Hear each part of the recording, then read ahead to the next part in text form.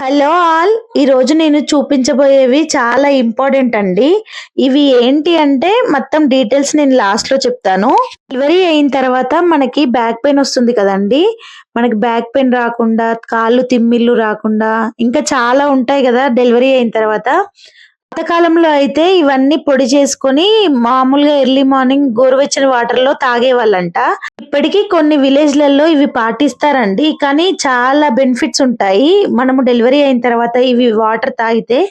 ఇవి ఏంటివేంటివో నేమ్స్ చెప్తానండి మీకు ఒకసారి. కబాబ్ చిని, దుంపనాశకం, మోడి, వాయి మిరియాలు, ఉలివకాయలు, వాయు లవంగాలు, ఆకుల కర్ర, పెప్పెళ్ళు, వాము, కరక్కాయ, జాజికాయ, మిరియాలు, సొంటి, జాపత్రి ఇవన్నీ పౌడర్ చేసుకొని మన ఒక గ్లాస్ గోరువెచ్చని వాటర్ లో ఈ పౌడర్ ని వేసుకొని కలుపుకొని తాగితే బ్యాక్ పెయిన్ అనేది రాదండి.